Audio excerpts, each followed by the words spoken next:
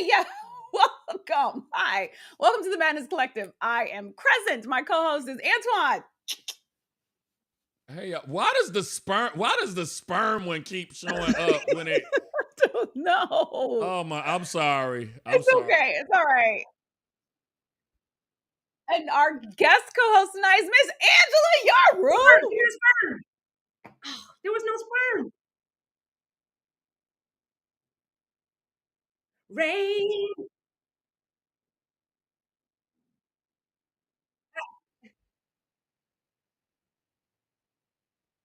Oh, TMC after dark out the gate. Can we? Standing on business. If you are tuning in for the first time, welcome.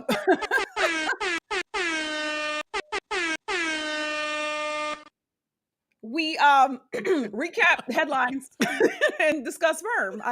We cover a lot of we have range is what I'm trying to say. We got range. So tonight, yes, another downside to a BBL. Yes, there's more than one downside. Charlamagne kind of, sort of, but kind of didn't really apologize to Reesa Teesa, who also just got signed by CAA, so she's winning. Yeah, so she's straight. So this is the longest election ever, and the most important in this era. So just pay attention. So we'll discuss the results of Super Tuesday. Bye bye, Haley. If you haven't yet heard about North Carolina's GOP candidate for governor, Mark Keith Coon Robinson, woo boy, are you not in for a treat? And hint, racist white people have found their perfect Negro. I'm not even joking. He has Tim Scott beat. He's like a more coherent Herschel Walker. Yeah, he's bad. Okay. Speaking of voters, we got women hating on women, and a man who said with his whole chest out loud that the only thing a woman can do for him is pop out some babies and do some housework. In this year, 2024, whole chest out loud. He said it on camera. Okay. Anyway, on a brighter note, when you elect Dems, you get student loans forgiven. You get $35 insulin. And in Arizona and Connecticut, you might get your medical debt forgiven. Hey, look at that. And all white men are not crazy. Mark Cuban is enthusiastically riding with Biden, thank God. And officially on the show flow, we had this conversation about, is it bold face, is it bald face, or is it bare face lie? Angie, you going to help us figure that out, okay? I got it. Hairy face line. Okay. Hi guys, how y'all doing? Hi. Okay, we got some people in the chat. What's up, Kristen? What's up, Callum? What's up, Danielle? Oh, Jesus. It's been a day. I can see it. It's been a long time since I've been on the show. Cloud. Okay, so as I mentioned, we're going to mention some BBLs. But before I get into that, how did this come to my attention? Somebody sent me a video, and I was like, "Why?" But the comments were fucking hilarious. So, Antoine, how are we doing it? Oh, just go ahead and talk. It'll come over when it's time. I'm working on it right now. Okay, so you talking about this for the Buns and Basketball? Yeah, I'm working on it right now. Just keep talking. So yeah, as Antoine just noted, and as you can see in the lower thirds, there is an event called Buns and Basketball. And this is I included an article from Barstool Sports, who they tend to just be super messy and ratchet, but that has nothing to do with Buns and Basketball. It's just kind of two super ratchet, messy things kind of together, whatever. Anyway, so it's called Buns and Basketball League, and the name clearly is descriptive. Butts in basketball. The league is made up of thick girls playing hoops while their asses hang out of thongs. Their day jobs tend to be content creators on OnlyFans. And yeah. And did we lose Angie? Let me make sure. I don't know if you're still there. There she go. Angie. I'm sorry, Angie. You're important. Okay. So as you can see from the and usually there's a DJ. So there's some tunes playing. I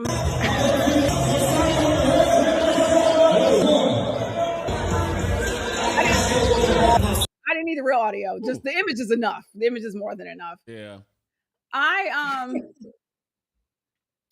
Yeah, I Well, I'm speechless. those girls aren't athletic at all. First of all, they I don't don't think really have that, a lot of skills, and I don't want to watch it where they can't dunk or do some kind of Angie, I don't think them having skills is the point. Oh, oh, It's okay. not. It's not the point. um, Well, so yeah, yeah, so sorry, Angie, I had to cover you up because people are in the chat like, what the fuck is happening? That was my reaction. And I'm torn because I don't want to talk shit, and yet no thank you. That's all I'm saying. No thank you. Not for me. Angie. they probably Well, smell over Daniel, there. Antoine, one of no, go y'all. ahead. No, go ahead, Angie. Go ahead, Angie. Oh, oh no, I was just saying. It looks like when they start sweating, it probably gets really funky in there. That's all. It's pretty That's gross. yeah, that was mentioned often. That was mentioned a lot in the comments. Yeah, and see, this scene is giving them a little more credit than they deserve, because if you watch more of the footage, one of them they playing a game. It's clearly like in a cafeteria or something. Like this they borrowed a real court to play the game, but typically they are not on a real court. They're usually In elsewhere. somebody's like hall almost. Like one Yeah, of them, the hoop was almost touching the ceiling. It was like, whose church basement are y'all in? exactly. Because this is a standard, the height. Nobody's gonna be dunking here. Oh Another one God. that I watched, the girls were dunking, and I'm like, you, you. I had so many questions. I'm like, how are you dunking? And then I realized where they were, and people were like, y'all in the cafeteria with all that ass juice flying all over the place, and Yeah. everybody just kept talking about how bad it must smell in the cafeteria when the girls are playing. I didn't say that. That's what everybody else said. Yeah, look, we're just letting y'all know about stuff we find online, okay? That's all we sharing. That's what we do. We share, okay? Well, So I mean, it's just go ahead they and probably go make ahead. they probably make pretty good money doing it, right? Because just Um, you could do any sport. I mean, maybe I'll do buns and backgammon. I probably get the same amount of tickets sold. you And say just say buns and back. ask, just look at ask for tickets for sale, and you're gonna win. So yeah. Angie, here's the thing. I don't think they're in this for the money because it sounds like their day jobs are OnlyFans accounts. So this is just exercise. They don't get paid. Maybe they No, they get get paid, but there's no way they're getting paid what they get paid from their OnlyFans accounts. okay. So There for you me, go. I'm just like, I'd rather just give me your OnlyFans so I could go see you bust it wide open and see everything, Yeah. instead of just. I guess to a certain extent, this is like it's like a variation on the strip club thing. Maybe because some of these niggas in Atlanta in particular, they live in the strip club, and the idea of doing this is probably, it's probably like, wow, a nice change of scenery. I'm not in the same club eating chicken wings like I normally would. So yeah, I guess if you in the strip clubs, I guess, I guess this is a thing. Sarah said they pay them in butt injections. Please don't we gon' that's They don't actually need a no more. segue. That's a segue, but before I get to that, part of my initial thing was like, the objectification and you see the guys with the phones and you saw one of them hit that ass, but then I was like, but they have OnlyFans accounts. So hey, you know what? Let me mind my business. Do you, but no thank you. But do you grown. Yeah, This is something you chose to do, so okay, fine. But wow. as long as as long as no kids are present and it's adults, I don't mind it. It doesn't bother me. Uh, Wait, it look. like Oh, I go ahead. said, it's no different to me from going to a strip club. It's just strange though, the perspiration and running back and forth. Uh, Jiggling. that part just.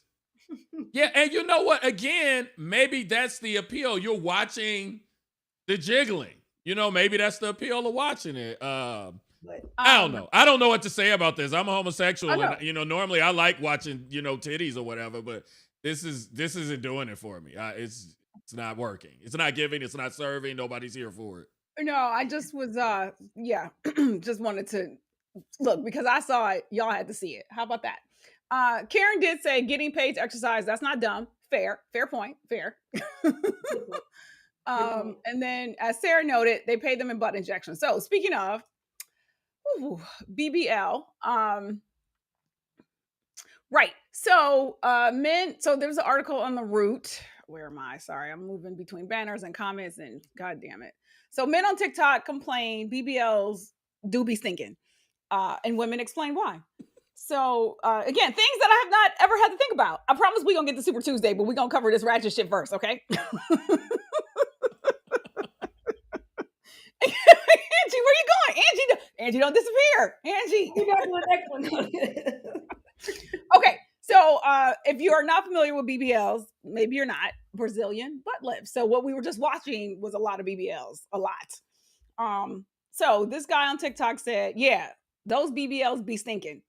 At Don P sounds off, whatever the fuck. I hate trying to like translate what the fuck this text is, but I'm gonna try.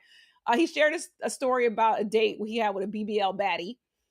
She took off everything very seductively and started twerking that thing. I smelled the smell. It was like an assault of my nose. That's a quote. Okay, that's a quote. And then y'all faces are hilarious. Then a guy chimed in at Coach Ray, big facts. Again, I'm gonna just read the quote. No shade to the ones that have BBL, but me and look at the ones that have BBLs as fun, no wifey. I kind of figured that one out. Thank you, brother, for putting this out there. So the issue is apparently they are hard to clean. I'm sorry. Y'all don't. Go ahead. At Toothless Recovery Barbie said, your ass is so rock hard. I could barely get toilet paper and a hand between my butt cheeks. I think girls aren't wiping good enough. I'll stop there. I have more, but I'll stop there for now. So, do y'all not now? At some point I'm gonna put this is alleged. So, y'all don't remember when it was a story about Lamar Odom. Lamar Odom got kicked out of court allegedly because he started talking about how bad Khloe Kardashian's ass smelled after she got her ass done. No. I'm gonna read y'all a quote. And so look, let's see. I don't remember. Lamar Odom kicked out of court after telling judge Khloe's ass smelled like earring backs. Now, I don't know why earring backs keep entering the chat because remember, Azalea Banks was referencing Nicki Minaj and said something about earring backs and hot sauce. Earring backs, at any rate. So, if struggle had a smell, it would be this motherfucker. Were the last words former NBA player Lamar Odom said before being kicked out of a North Hollywood courtroom. Only a year ago, Lamar Odom was on his deathbed after an apparent overdose of good prostitute pussy and cocaine. Yeah, they ratchet as fuck for this. But as of this past Friday, he has turned over a new lease on life after divorcing wife Khloe Kardashian. Dying wasn't that bad. At least I did have to smell death. Don't let it fool you. It was so big. Don't let it fool you. It was so big. She couldn't watch that motherfucker. Lamar went on to say that it runs in her family. They spent all this money on getting new asses, not thinking that it's going to take twice as long to wash it. Kanye used to send me page-long messages about how he used to sleep in the car some nights because of Kim. Are you? Yeah, he allegedly said this shit. Was he high? I don't know, but he allegedly said this. I don't think this is, again, we have the allegedly banner. I was not there, so I can't speak to the validity of these statements. But I had heard this before, and when the story came up, I meant to go and find a better source because I just found this floating around on the internet on Reddit or something. But yeah, this is exactly what I had heard before. This is not new. Not new. So just a couple more quotes, but this is in alignment with that. At Pretty Realist says, when God created us, he gave us arms. All of our arms is made specifically for our body. You probably have a hard time wiping your ass properly because your body is a little bit wider than your arms are allowing you to reach. So that's FYI. How big is Another woman said, my only advice is being that you have a new body, a shapely figure you never had before. The best thing you can do for yourself is learn how to take proper care. I know it might be difficult to clean when you're sore. and it might be difficult getting used to having a bigger backside. A plastic surgeon said, look, wiping down there is going to be a lot more difficult because there's more to reach around. One TikTok commenter said, invest in a bidet. It's life-changing. I had never heard that quote about the Kardashians. Oh, I challenge all y'all. Type in Lamar Odom and earring backs, and you will get videos describing. Oh God. These BBLs killing y'all. Yes, and Karen. The thighs don't match. T-Rex arms. Oh, wow. Oh my goodness. I actually forgot about that song until just now again, and that Danielle sent us. So helpful. Sing it again, Antoine, just a line. These BBLs killing y'all, and the thighs don't match. Turn to your neighbor and say, hey. We gotta send that to Angie. We gotta send it to Angie. I need this song in my life. That sounds awesome. It is. Nigga, if you watch the show, you would know about it. How about that? I've been at work. I was gonna say, in Angie's defense, she literally would be at work all the time. So it's on YouTube. You can watch it later. Watch it while you wiping. Watch it while you're wiping your ass. Some of these women apparently aren't able to do. Thank God that you can do that, because I can reach around in there. I don't have that much. I'm good. Wait, what are they putting in the butt? Is it other fat from your other parts of your body? Is that what it is? Yeah, BBL is when they take it from your flanks, so your hips. If you have, because what happens before you get a BBL, the doctor actually tells women, he will tell the woman or man, because men get them now too. The doctor will tell you to gain weight so that you have fat for them to suck out of your why am I not knowing what are the sides of our stomach called? What are we calling this? I don't fucking know. Why am I drawing a blank here? Your stomach. I'm just gonna say your stomach, all around your Jesus. I cannot think of the name of it. So they suck the fat out of the undesirable parts and then they inject it into your butt. And then the really good doctors can do it in such a way that it's not completely noticeable. But because these women who have small frames want these big old asses, and these doctors are, I don't know, going against, do no harm, you doing some harm. Because some of them are, the thighs, the legs are not matching the ass. So it's obvious you have a bunch of fat injected in your ass. Love handles? Yeah, love handles? Is that what you were looking for? Yeah, they take it from your love handles. Yeah. Oh, look, everybody was in there obliques. Tony said, Sarah was like, yes. obliques. Yeah. Oh my God. Oh yeah. Callum said love handles. My bad. I didn't see that one. Callum also said you should get a record deal stat. So heads up. Wow. Actually, yeah, Lisa's in the chat. There's a bunch of y'all in the chat, but I think Lisa gave me this Lisa. T-shirt. So again, nice. Nah, to everything we was just talking about. nah, son. Yeah, Rosa Parks be like, what the fuck? What in the fucking bus ride and shit did I do for y'all to be out here doing all this nonsense? Okay. How not to apologize. So we've been talking about this, and Antoine called it. So we've been keeping up with the Reesa Teesa, Who the Fuck Did I Marry, 52-part series. She married a pathological, crazy, narcissist, lying-ass person. And I don't know if we've lost Antoine on purpose or not, but I'm going to keep going.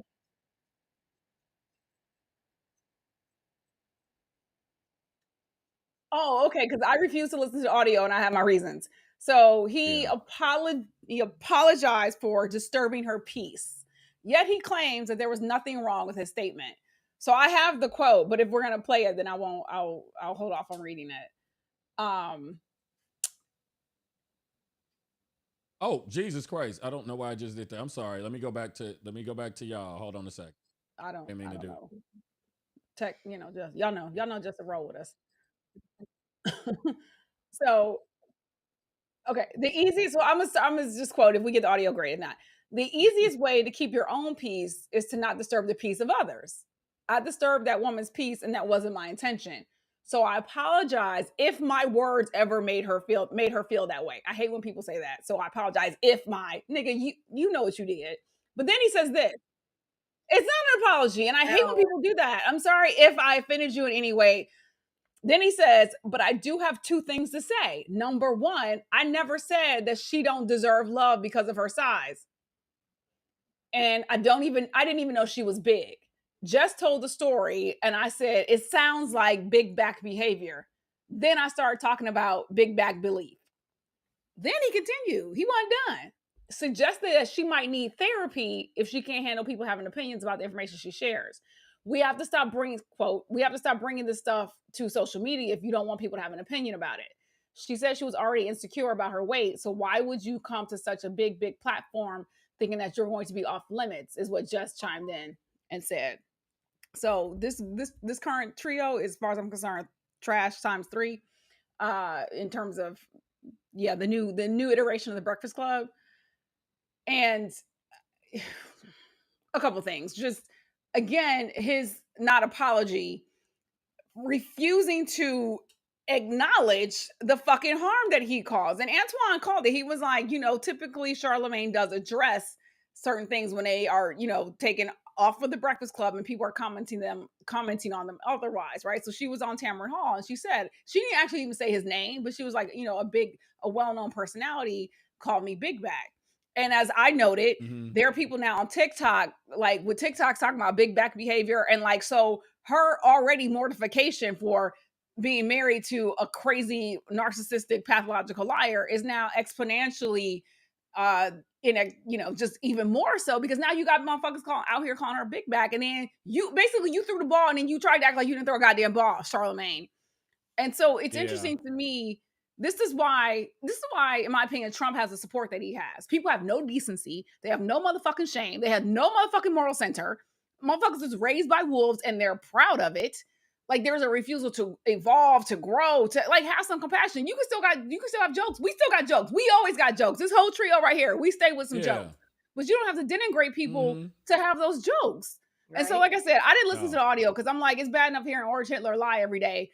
And, but I was just like, I can't hear his voice. So Antoine, if you want to play it, you can. Well, I'm going to try and play some of it here. Okay. Piece of others. I disturbed that woman's peace and that wasn't my intention. So I apologize if my words made her feel that way. But oh, did he stop? It stopped. I do have two things to say.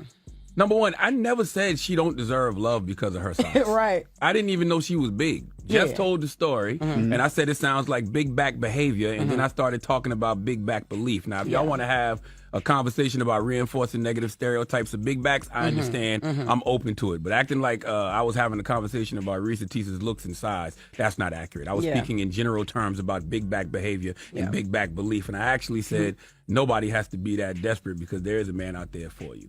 And I do have one final point, just one. We all have social media. No, we all have social media. Absolutely. And we all use it for different reasons. Yeah. And Reese's getting a lot of props for being so vulnerable. Salute to her. But I personally feel like we have to stop bringing this stuff to social media if you don't want people to have an opinion about it. Absolutely. Because some of this stuff should just be reserved for. Yeah. Antoine, I know you're going to read him for filth, but before you do, him saying, don't bring this shit to social media unless you're ready for commentary is one thing for fucking no-name motherfuckers to have commentary online. It's another thing for a motherfucking well-known nigga with a huge platform with millions of listeners to be out here talking about big back behavior and then act like you don't know that big back behavior is referencing somebody who's large. Are you serious? So you think we dumb? Because that's the main problem. When people go on Twitter and you read the comments and they say ignorant shit, we giggle at that because it's not at the forefront. It's not being broadcast globally. You have multiple platforms. You're all over the place. And when you say something, people listen. And so when you say something disparaging, it's different from when somebody else says it. And so you don't have the luxury of just saying, well, why you put it out there if you didn't want nobody to comment on it? Your comments are not the same as lay people commenting on it. At all. And yeah, I honestly was shocked he responded this way because, like, he stood in it. Like, it wasn't an apology. He was like, you put it out there. We had a right to comment on it, which is his right.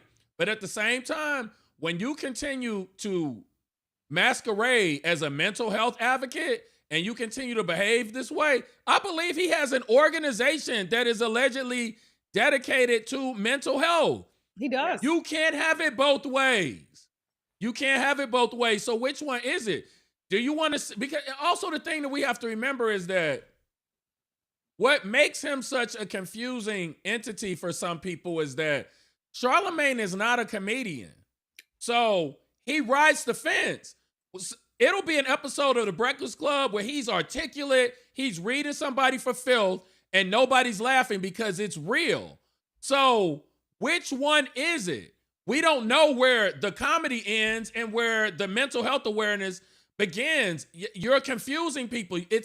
I don't want to say you have to pick a side. The thing is, you can read somebody for filth politically or whatever, people fucking up the culture. You can do that and be funny and still be respectful. I don't know. You're smart. I don't know why you don't understand this.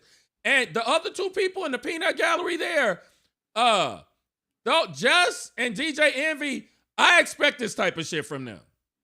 I expect it from them. They have never given me any indication that they are capable of understanding nuance. So for them, I'm almost just kind of like, some people, what Funky Dineva said, some people lack the range. Them niggas lack the range. You move like you have all the range available to understand why you shouldn't have said this. So yeah, I don't like it. He didn't take any accountability for it. People need to start recognizing that. And, and deciding whether or not they want to participate in his fuckery and watch what he puts out into the ether. I'm kind of over it. Watch us. I don't know what you, I don't know what you represent. I don't know what you represent. So. Yeah, trash, Angie. I know, the both of you know very clearly, but for those who don't know, just explain what big back behavior is so those people who don't know exactly what that means can know today, because we know, but they don't. Just let them know. Well, we didn't talk about it when we first mentioned this whole exchange, but that's part of it, right? He says this sounds like, and he admitted he didn't know her, he hadn't seen her, but he's like, this sounds like big back behavior. Big people with big back behavior have different beliefs than people. So you, from context alone, what it sounds like is he's talking about fat people with low self-esteem just be out here in these streets letting anybody treat them any kind of way because they fat with low self-esteem. But he's trying to act like that's not what he was trying to say. Nigga, we hear you. I'm like, you think you saw you're speaking English, right? Like, we hear what you're saying. So maybe some of your listeners aren't really catching all that, but I don't believe that either. We hear you. It's just, was he trying to say, like, since I didn't see that she was big, but whoever this person is was displaying big back behavior, whether that person was skinny or not? Is that what he was trying to say? Like, wait, look, Antoine, we forgot with Angie. So Reesa Teesa, when you saw her from the show flow. No, I know. Okay, I know exactly everything. I'm saying, I'm posing a question.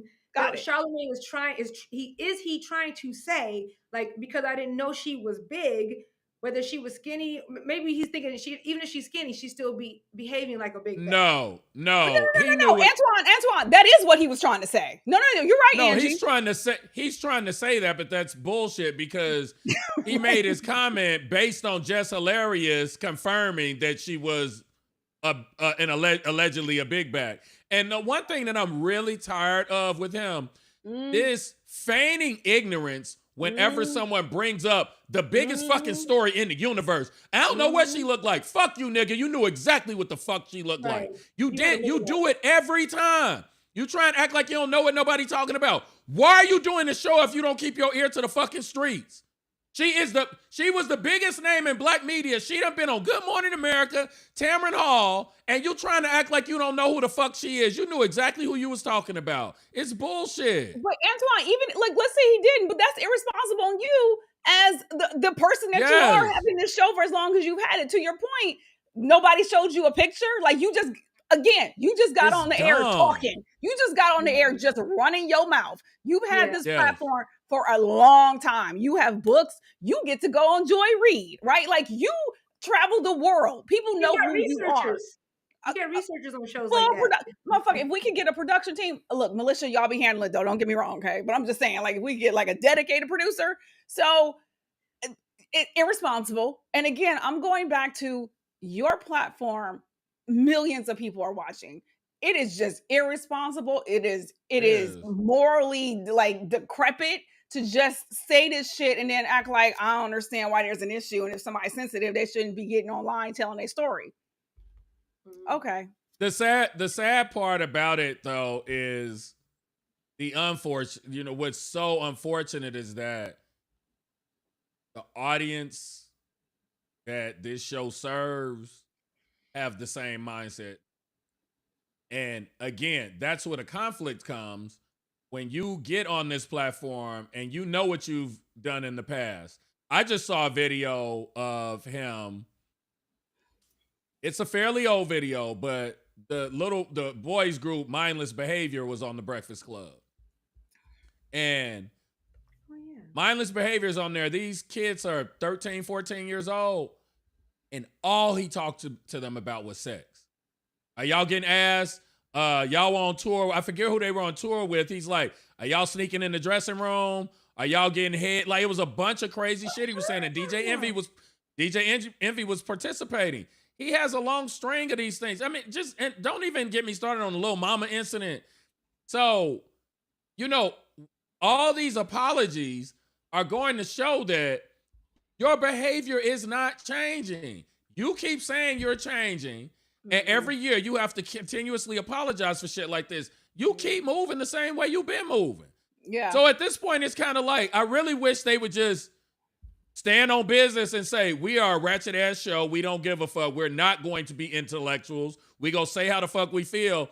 Then people can take it in based on that. But to try and come off as an intellectual, then you calling people names and shit, you all over the place. And you know what it is, Antoine? That's part of it, is because there have been times when there has been an intellectual discussion, right? There are times when he is hitting the mark, but the times when you don't hit it, and as like that, now there's no connection. And because you have been doing this for so long, there are areas where you have evolved, and there's clearly areas where you have not. And so that's what I'm saying. Motherfuckers now feel like you're trying to gaslight cats. You should know better. But you know what? It's a lot of people out here creating art, billionaires now, who refuse to like change up the product. I ain't gonna say no names, but you know what? If that's the lane you want to stay in that lane. But to your point, zero expectations. I will say on this matter, when he first posted the video, when the first big back conversation happened, a lot of people were in the comments exactly what you said, Antoine, like full and supportive. This is funny. Why y'all so sensitive? With this bullshit ass apology, there were half of the comments were like, now, sir. Right? Like, so there were some more people calling him out than there were the last time, but there were still people like, y'all too sensitive. Yeah.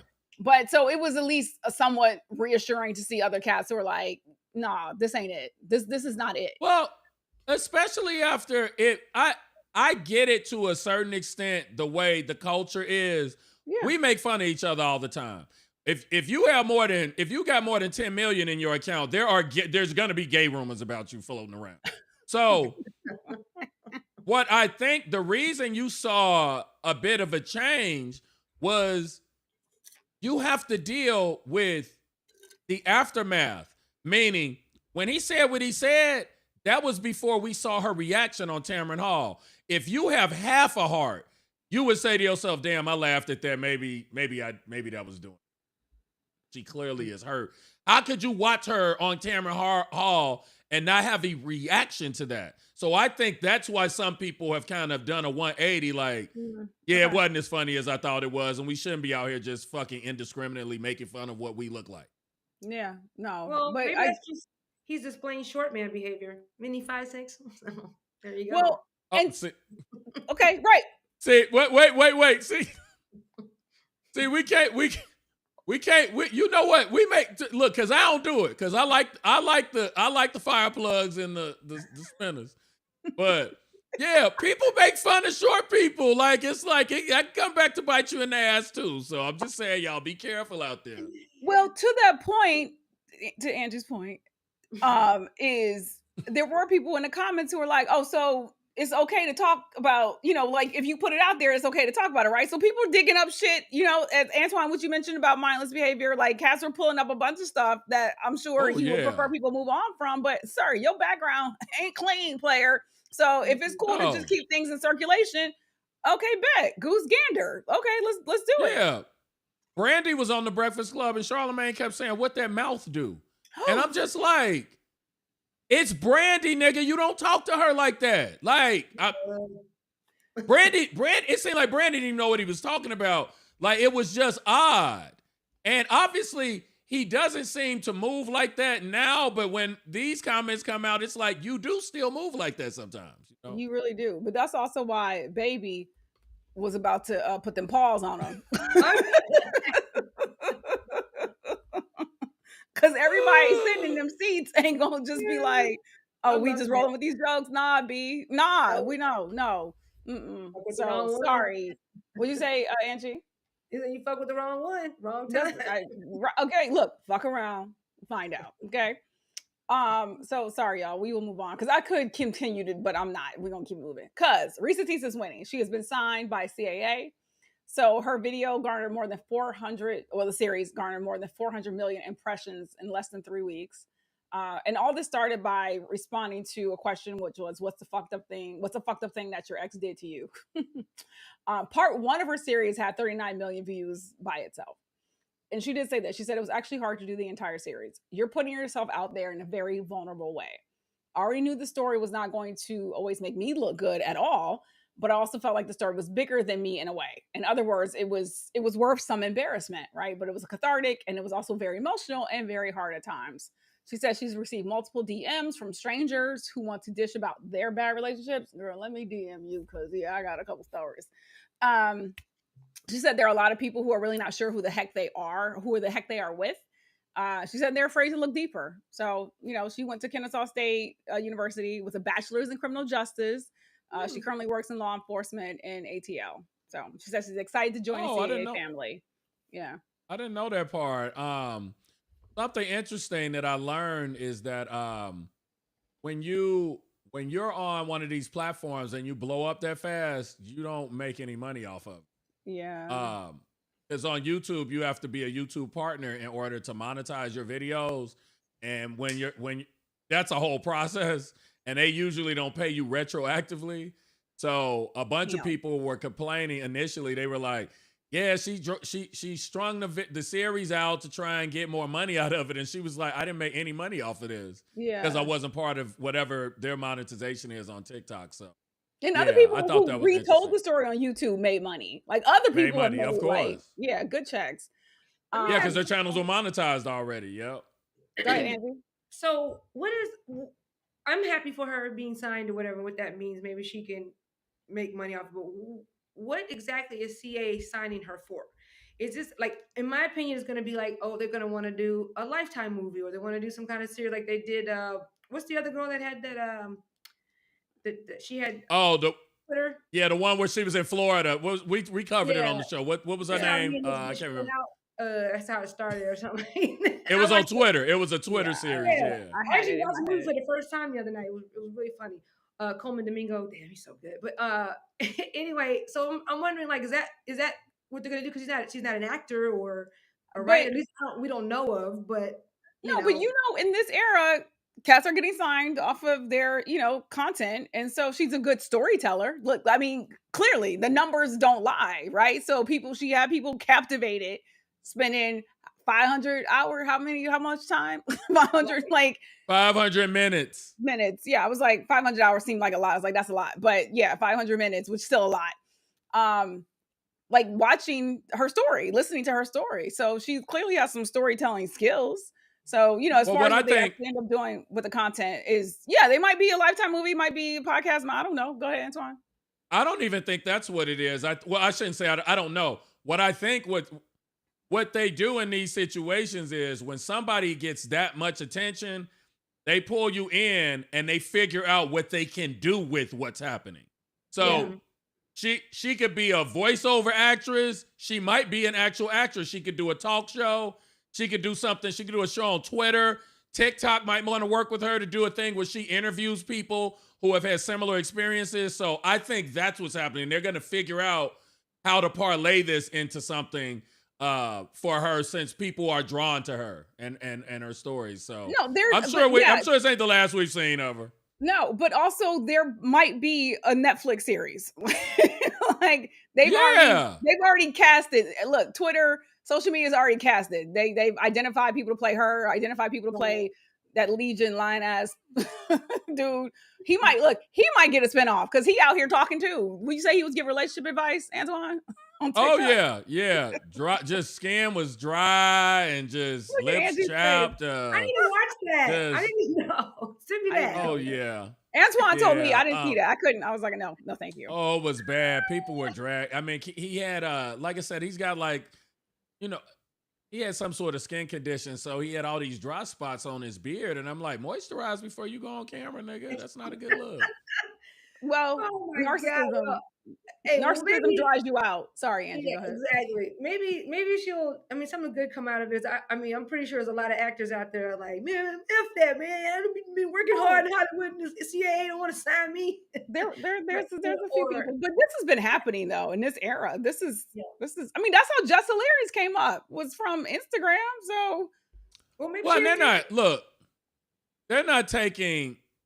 These people to me are not taking jobs away from people who have been out here grinding because, this is no shade. When I saw, is it Lil Rel? Is that the comedian? Mm-hmm, yes. Okay. So Lil Rel had a show and it was based in Chicago. Mm-hmm. And Just Hilarious was either his neighbor or potential love interest. And, what I will say to you, Angie, none of my friends that have been out here grinding would have wanted to participate in what I saw happening. It was beneath your talent. It was even Rel. I've seen Rel in a couple things where I was like, he's not a bad actor. I don't know if it was the writing, but that show was not serving anything but cancellation. It was serving cancellation. Cancel me, cancel. I tried. I didn't even get through a whole episode. I was like, yeah, nope, never mind. Not doing this.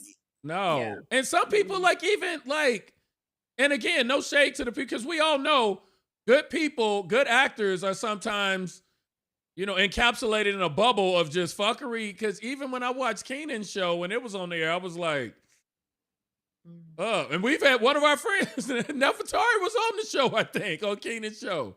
When I saw it, I was like, the format of this is weird. I think she played what? Keenan, the recent one he had was like 2 seasons? Yes. Neff was on that show. She was on. I'm drawing a blank She was on an episode of the show. She was played an old love interest. Y'all didn't see this episode?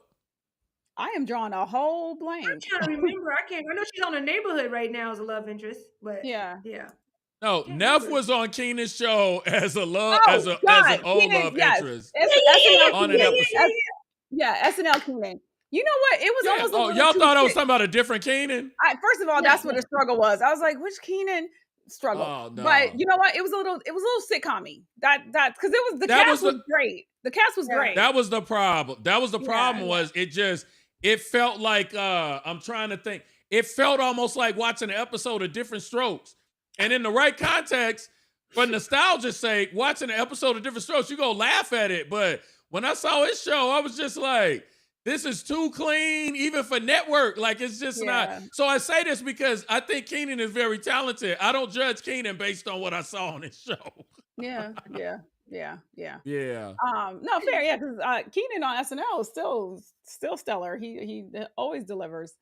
Sorry. Look, Tony had a comment about short people in the chat, which I'm not gonna highlight, but I did laugh at it. So y'all look, let me tell y'all something. Just in the spirit of transparency, because I don't do it. On this show, people have a bad habit of making fun of short people. You can't chastise people for making fun of alleged big backs and then make fun of short people. Y'all can't do it. It's hypocritical. Let me clarify. First of all, love me some short people. Dated plenty of short people. Clean it up, girl. Clean it up. Look, if I offended you, no, I was kidding. I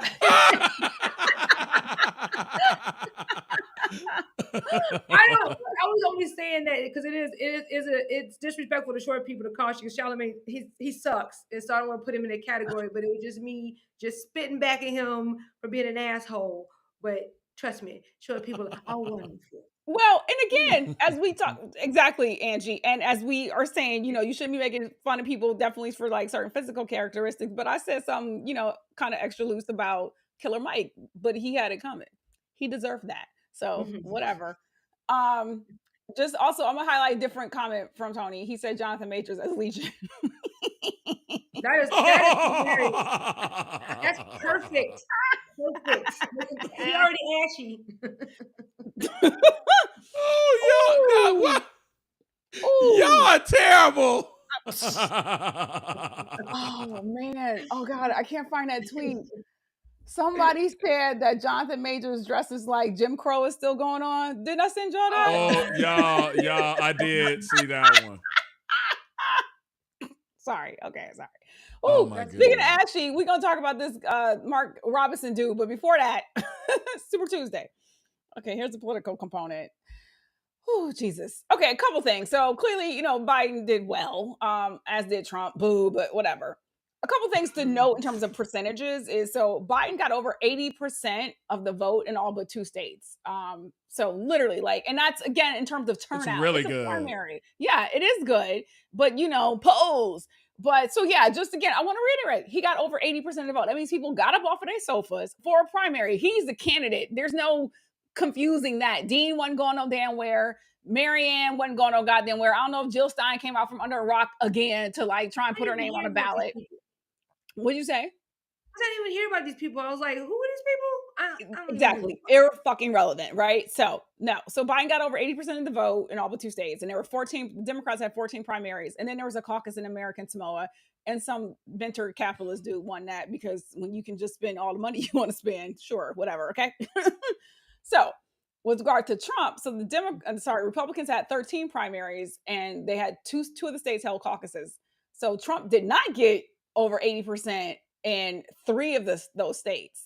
So just again, highlighting. Now, granted, Nikki staying in the mix was a contribution to that, but that was kind of the point, right? Yeah. Nikki was like, you see these motherfuckers voting for me, right? They don't want you.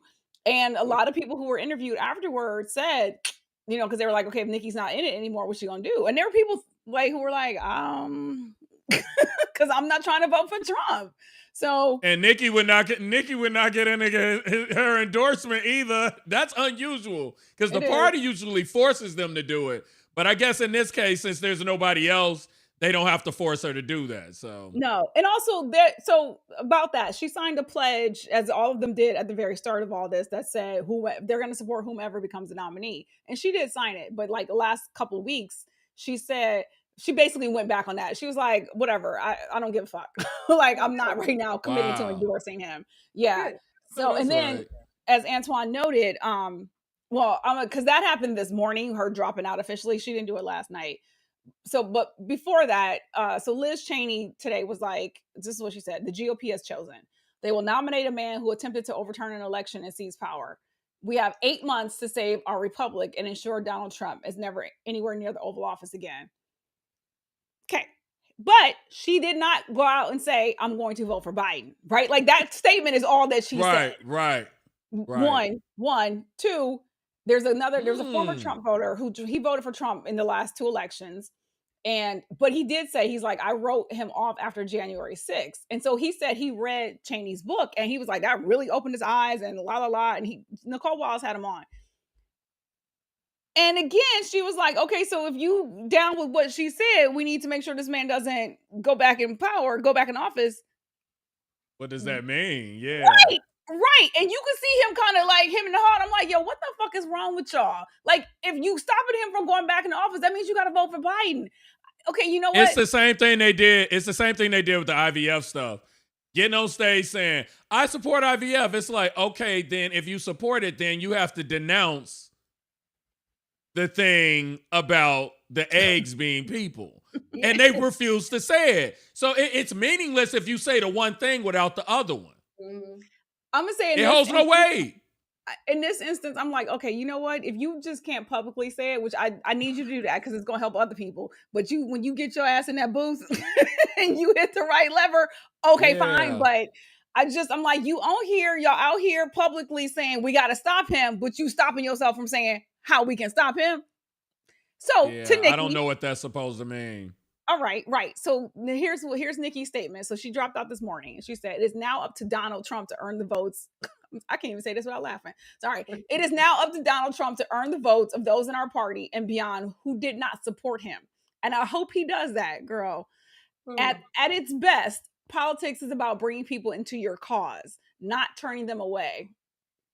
And our conservative cause badly needs more people. You show the fuck do, and I don't know where you're gonna get them from, because y'all probably got all y'all gonna get at this juncture. I don't.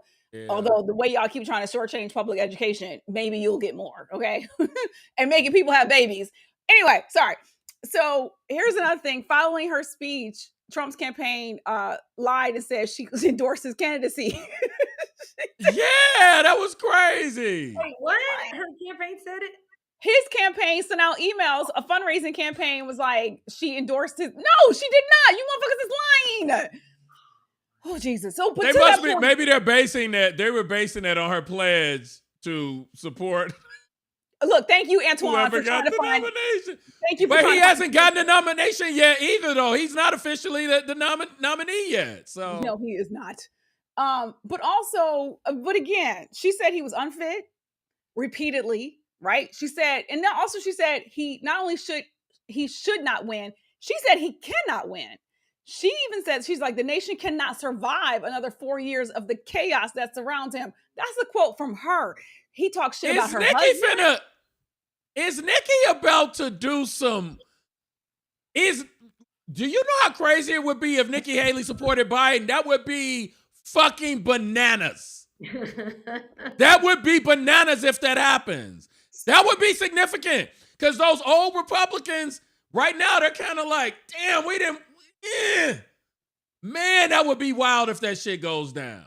So that was a speculation last night and today, right? Before she dropped out, but then definitely today once she dropped out, is what's she gonna do? How's she gonna play this? But that also, to me, still speaks to Liz Cheney, this man named Jim Young, who like read her book and wrote an op-ed and just had to, like go out on the stump and talk about how great her book is. And I'm like, okay, so what y'all gonna do? What y'all want to save the Republic or not? Do you want to save this country or not? Because look, and I'm not saying that I like this, but at least it would make some inroads to maybe bring the country back together. If Nikki Haley supports Biden, and then Biden extends that olive branch back to her, and then Biden wins and he makes her a part of his cabinet somehow, I think that would be a good thing for America as a whole, even though I'm not, I don't particularly like Nikki Haley. But it would be a move in the right direction for some healing, I guess, in some way. It would represent something net positive instead of us just fucking hating each other in the way that we do now.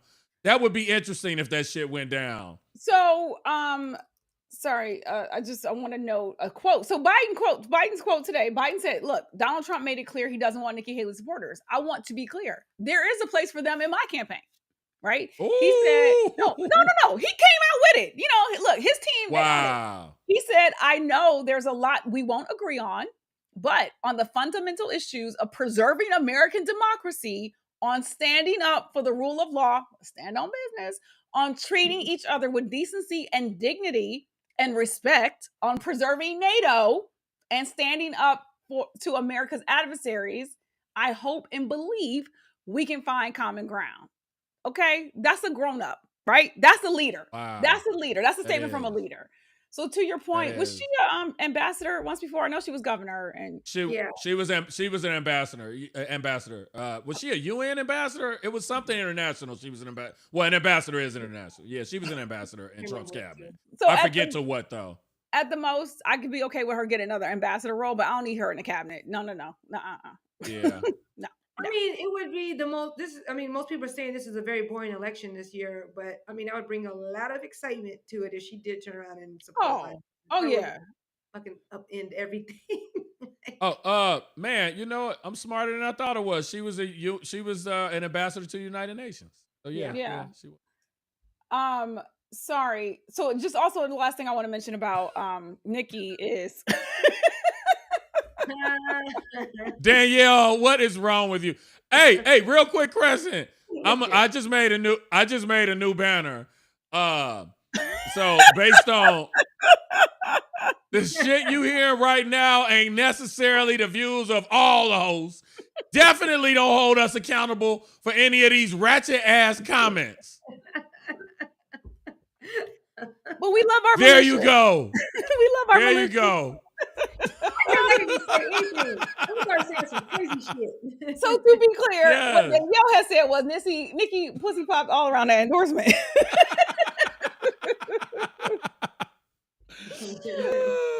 So I don't even know where I'm at right now. Okay, just finishing up about Nikki. Another thing to note is that she drew enough support from suburbs and from college-educated voters to again show the weakness in running this criminal that y'all got with facing 91 indictments.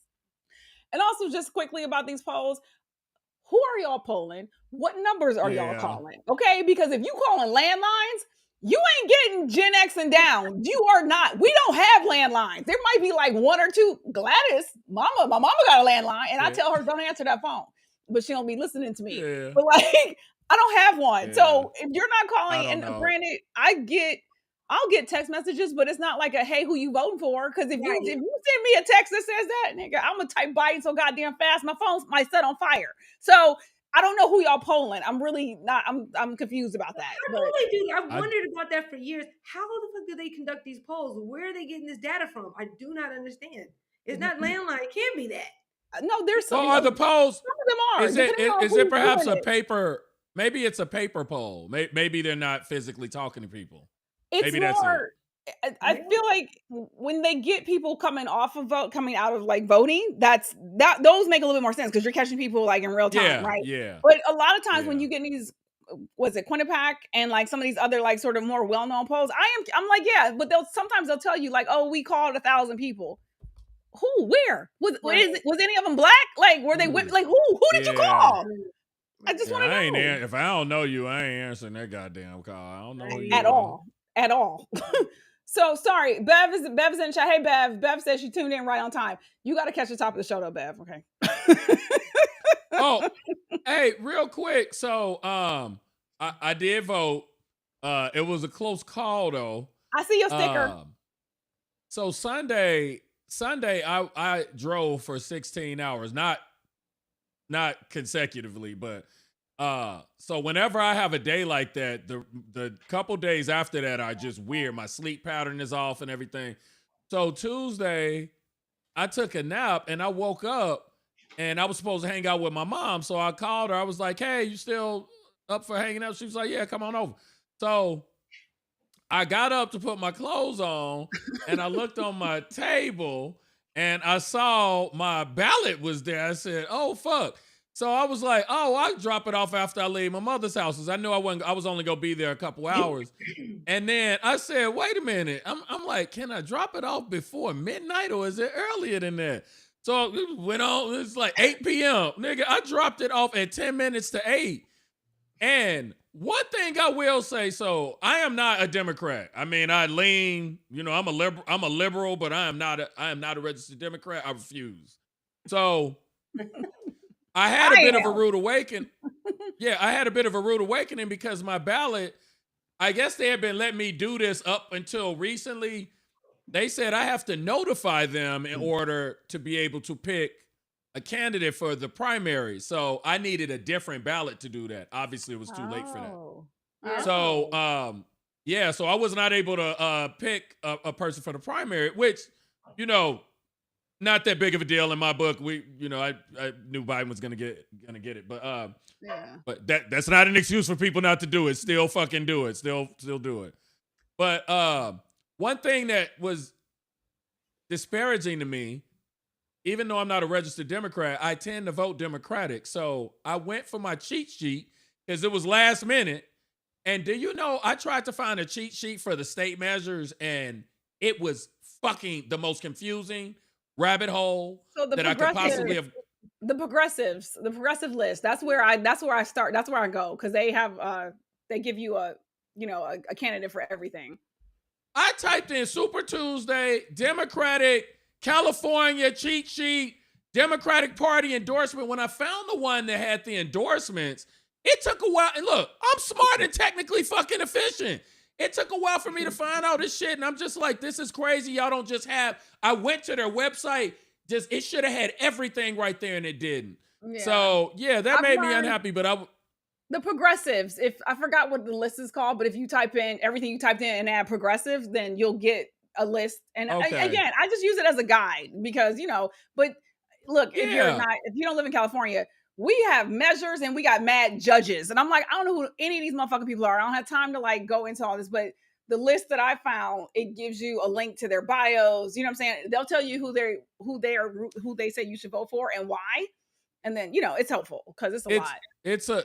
It's a learning lesson for us because moving forward, this is a teachable moment for you and I, not Angie so much. But no, just because for the show, we should be putting that information out on the show for our viewers. You know what I'm saying? So in the future, we got to make sure that they know where to go to get this information. I think in the future, we should find a website that allows people, no matter what state they're in, to get that information to help them with the choices. Because the judges one is ridiculous. No, it is. Well, I usually get either a text or people hit me on one of my posts. And they're like, do you have a list? Who did you vote for? It's funny because I didn't get it this year. I did think about sharing it on here, but I did vote on Monday, but look, Antoine, we're doing three shows a week. It's a lot. I know. Go ahead, Angie. You do a list because in the past, have you done that every time? I've dropped a link on one of my posts of what link I used, so that I'm not actually out here telling people who to vote for. Not that I have a problem doing that, right? But I let people this is the link I use. You should review it, and typically it's exactly what Antoine was looking for. It's pretty straightforward. You can easily kind of find. I had to do a couple search just to move around a little bit easier in it. But yeah, in the past I've done it a little bit. Go ahead, Andrew. There's this guy he's a writer, and I cannot remember his name at all right now. But he every year, but usually for the big, the one in November, it breaks down all the candidates, all the measures, and everything. And usually I really like towards his stuff. And everybody in the business usually kind of sends it around. I forgot that guy's name. Yeah, because it's helpful. I do want to talk about California results, at least as far as senator. Go ahead, Antoine. Sorry. Yeah, because the one now, luckily, since I listen to a gazillion podcasts and probably a third of them are NPR podcasts, the first one, that state measure, the one I could not get clarification on it, hey, this is what it wants you to do. And then as I read it, I'm like, I don't even need to look this one up. I read the whole thing and I was like, oh, this is the thing Gavin is trying to push for, homelessness and all these other things. So I knew it was a yes on that. But the fact that, other people, because we know here in California, they try and trick you with the propositions and the state measures. A yes doesn't always mean yes to what you think it means. So I was disappointed that because I used to get all my information. There was a Facebook, the California Democrats had a Facebook page that I would go to for my cheat sheet. Since I'm not on Facebook anymore, I didn't have a link to that. So at any rate, continue. I don't have my guide in front of me, but I do think that particular measure, I do think the progressives were no because of how the money is going to get spent. But, but it did. It took a minute to kind of decipher it, but we'll have time. The election's over. So I want to highlight a couple comments and then move on to the Senate situation in California. So Ernest said Liz Cheney needs to run as independent, save us all, fall on that grenade, Liz. No, she don't. No, she does not. I hear you. Yeah, she's still problematic. She's shown her decent side because of everything that happened with January 6th, but I think she's still anti-abortion, anti a lot of other things, I think. Her running as an independent means Trump wins, to be 1,000% clear, because she's going to pull votes away from Biden. It'll give people... Oh, I see, yeah. It'll give some people who don't want to vote for Trump some options, but when there's a legit-ish third-party independent candidate, think Ross Perot, think Ralph Nader, no, this fucks us. Yeah. That would have helped us potentially get Gore in 2000. We can't. She can't. I'm sorry. And then I just don't like a lot of her other policies because she is a Republican at heart. Oh yeah, she is. 100%. She flipped for she is her father's daughter. So, and then Jason said to Ernest, true, and Biden might need to swap out VP running mates. Again, I'm sorry, he cannot. He cannot, because if he gets rid of Kamala, Black women are gonna be like, "Fuck you." Okay. Again, I'm sorry, y'all. This the ticket. It's Biden and Harris. It is. It's I'm not so finna sorry. change. Look, Maybe Nimrata. Maybe he'll swap out South Asians. He'll swap Kamala for Nimrata. Maybe that'll happen. I don't know. Crazier things have happened. Facts, but no, that's not happening. Wait a minute, Michelle Obama, right? We got the rumors of her. And she once again said, "No, hell no, stop asking me." And why would she want? Why would she want to? Ooh. Yeah. So I just wanted to, again, because the people keep saying, and they're like, Biden too old. They both too old. Okay, sorry, it is a Biden-Trump rematch. This is where we are. Now it's time to like batten down the hatches. We in for it's Biden. It is Biden and Kamala. Everybody just got to jump on board so that we can keep our democracy and still vote again in 4 years. Because if Trump goes back in office, that's your last vote. Go ahead, Antoine. I will tell you, Crescent, I did, and I'll probably talk about it more on the next show. I talked to my friend who's Arab American who grew up in Michigan. Mm-hmm. We had a long conversation. It was interesting. Mm-hmm. So I'll write down some things and be prepared for it. But I'm going to tell you one issue that I have, just for me. The one issue that I have, I ain't even asking for 40 acres and a mule. I ain't asking for the shit Killer Mike is asking for, all this other shit. I am going to it's going to be very difficult for me to cast that vote if something don't happen in Israel before the election. An official, at least them saying we need a ceasefire. So I mean, that has been said. Kamala was out strong the other day on the podium. I know. Ceasefire. I know. I saw it. I need some action. I need something to happen on it. Hamas got to agree to that shit too. Right. That's true. I understand. But again, we said it. That don't mean that our allies over there are going to agree to it. So I need something to happen there. I need somebody to push their weight around, because this last thing, that flower massacre, that was the tipping point for me. This flower massacre that happened. Like, I'm gonna say, because I was reading something the other day about this, and again, like, both sides got to agree to the ceasefire, right? So Israel and Hamas. They do. Also, if we tell Israel to kick rocks, like because we still have not actually given them any money in this go round, because the Republicans keep holding on to it, right? So we actually have not given them any more money right this second. I mean, we're supposed to, but if we're like, no, we're not giving you shit, they can keep going. And now there's like no check on them whatsoever. They don't actually need they don't need our money the way Ukraine needs our money, like right now, right? Like long term, yes, because I think we help maintain that fucking shield thing and some other stuff. There's some other stuff. Well, and that's my thing. Just up until this point, it's always been this kind of vague ambiguity about, it's like they're our ally, and then we have, we got nerve to be dropping supplies off over there when our ally won't. It's confusing. It's circular. And just for me, with the flower thing, and I guess just like I think some people are saying in the comments, for me, to a certain extent, it doesn't matter what Hamas says. What Israel is doing has to stop. So I need us to make some inroads for that. And I'm not saying I'm not going to vote for Biden. I'm saying it's going to be very hard for me to, not have all these reservations if we have not made some sort of inroads in that situation, because we are big brother here. And the idea that we're going to allow little brother to manipulate us into not raising our hand and saying, dude, because at some point, if you keep giving your friend resources and support, and he keeps taking those resources and support and killing people with it, you are complicit at some point. So the flower thing just was really, like I said, it is bad. That just really boiled. It is. That just really bothered me. It is 1000% bad. And someone who, look, if I could get somebody from administration to or somebody who understands and knows all this shit that's popping off, I am curious if we said we're done fucking with you, we're not giving you shit. Stop this shit right now. Or are we dropping bombs on Israel? Like, so then what are the Jewish Americans gonna do? Like, you know what I'm saying? There's a lot of people involved in this. And so like if we just thinking this out, like, so if we say we are not giving you any more supplies, no more money, no more guns, then what's to stop Netanyahu from being like, fuck it then, I'm flattening Gaza? What stops him? I'm legit question. What stops him from doing that? Or if I don't know, I feel like if Israel says we'll do a ceasefire and Hamas is like, still not giving you no hostages. You know what I'm saying? Like, I don't know how this legitimately like plays out. Sorry, Antoine. I guess for me, ultimately, regardless of, we can't control Hamas, and that's part of the problem with what Netanyahu's strategy is.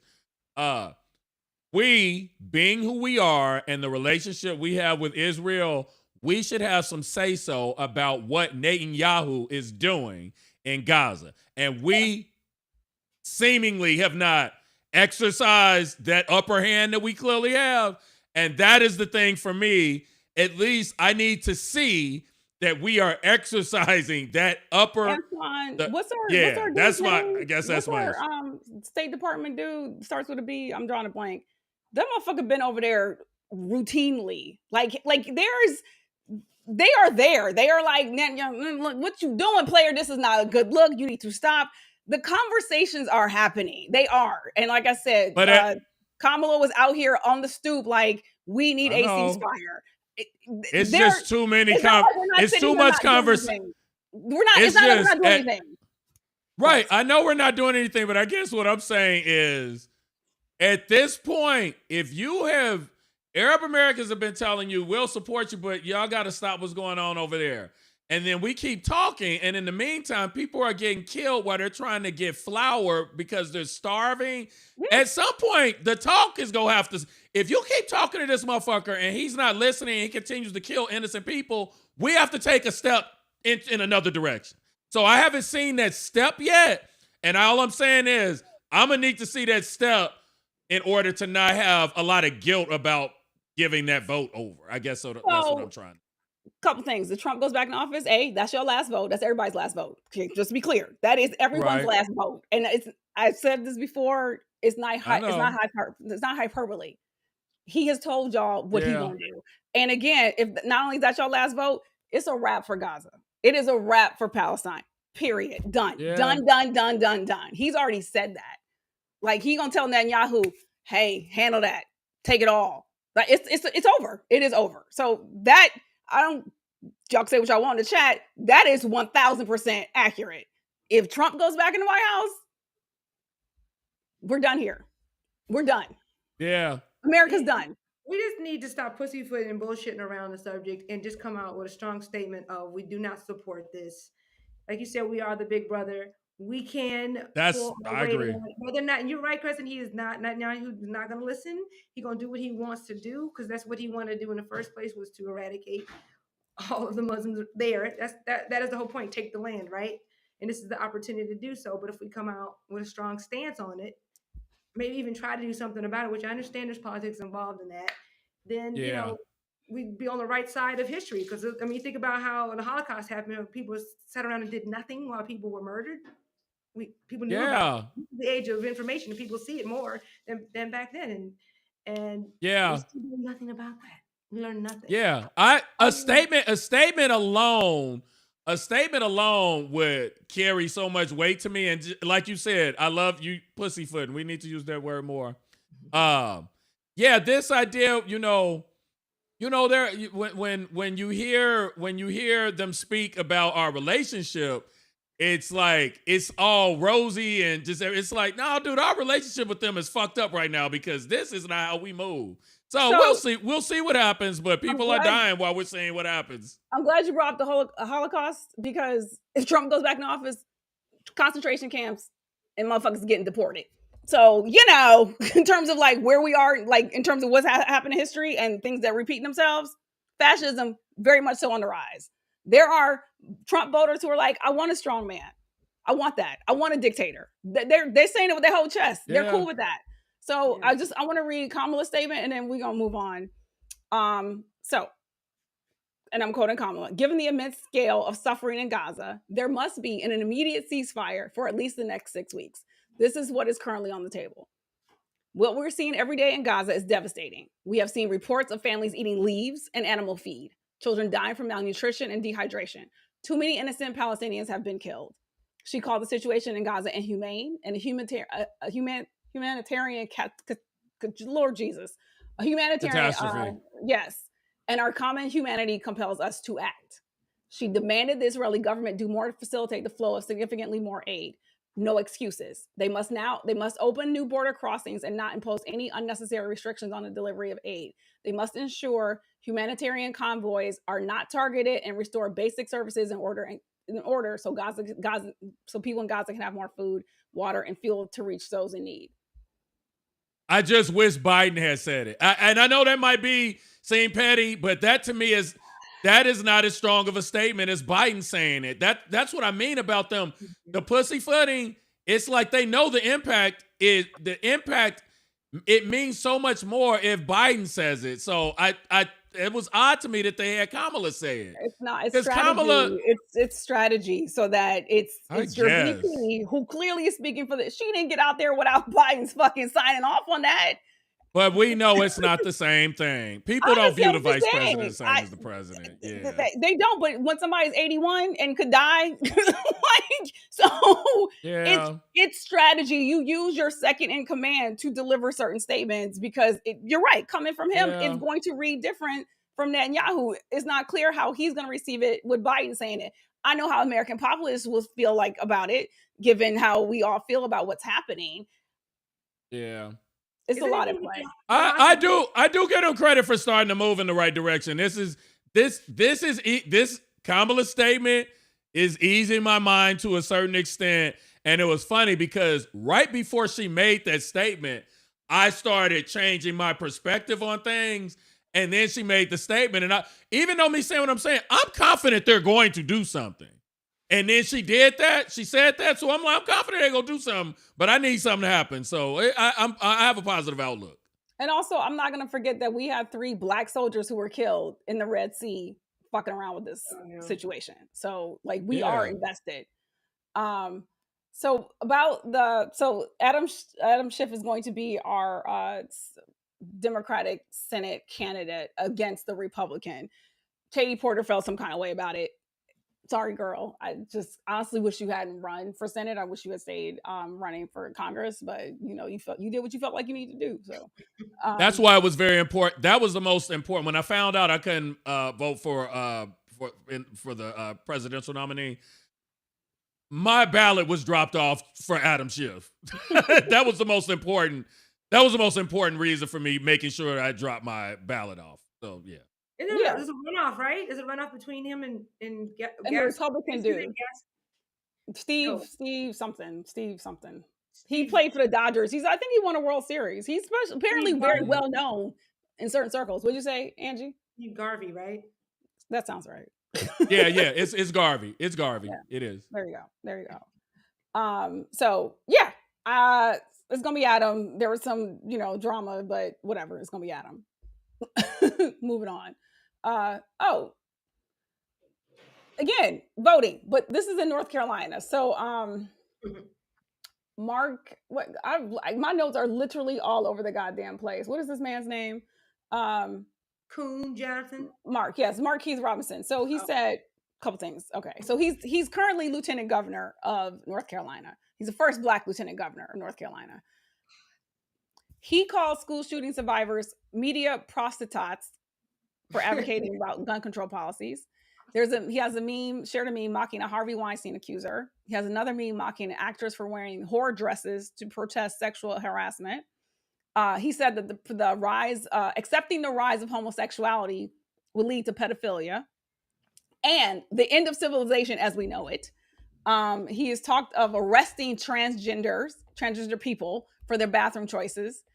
He has used, of course, anti-Semitic tropes because why not? He has Facebook posts calling Hillary Clinton a heifer and Michelle Obama a man. Here's the funny part. In response, there's a Republican National Committee man from North Carolina, this guy named Ed Brohill, who said, I can't help but think that some of that's been manufactured by the opposition. here's the funny part about the article. So they're like, he has a Facebook post that is still accessible. It's still live. You can click on it. And I did. And this is what it says. This is from February 19, 2018. It is at once funny and sad how African Americans need Hollywood to validate them. I've been biting my tongue talking about this silly Black Panther comic book movie, and I can't any longer. It is absolutely amazing to me that people who know so little about their true history and refuse to acknowledge the pure, sorry state of their current condition can get so excited about a fictional hero created by an agnostic Jew and put to film by satanic Marxists. How can this trash that was only created to pull the shekels out of your Savartsta? I don't know. I'm sorry. My Yiddish is not great. Pockets invoke any pride. But I know it's a Yiddish slur for Black people. So he talking shit about Black Panther and talking shit about Jewish people in the same post. And it's just wild to me that the other side is like, oh no, I think this is made up. These are his words. He said it. And there's more. He supported birtherism. He joked that the acronym for DACA, so Deferred Action for Childhood Arrivals, actually means dumbass communist Americans. Okay. Yes, yeah. Also, he said, Trump weighed in because gave him his full and total endorsement in the governor's race. He called him Martin Luther King Jr. on steroids. That's what Trump called Mark Robinson. Okay. Here's the funny part about that is Mark Robinson thinks MLK was a communist and called the civil rights movement a communist plot to subvert capitalism, adding that so many freedoms were lost during the civil rights movement. Oh, Jesus. One more. Today, a video surfaced with him saying, this is from 2020. I absolutely want to go back to the America where women couldn't vote. Because in those days, we had people who fought for real social change, and they were called Republicans. Here's the crazy part, Angie. This was at an event hosted by the Republican women of Pitt County. They said the room full of women was quiet as he spoke. And then you heard a faint, that's right, when he said something about Republicans ended Jim Crow laws. A couple more things. He said feminism was created by Satan. He said men who identify as feminists are about as manly as a pair of lace panties, that they're weak-minded, jelly-backed men. He refers to feminists as feminazis. He said describe those who support equal rights for women as sexy, hairy, armpit-having, poo-poo hat-wearing pinkos. In 2017, the only thing worse than a woman who doesn't know her place is a man who doesn't know his.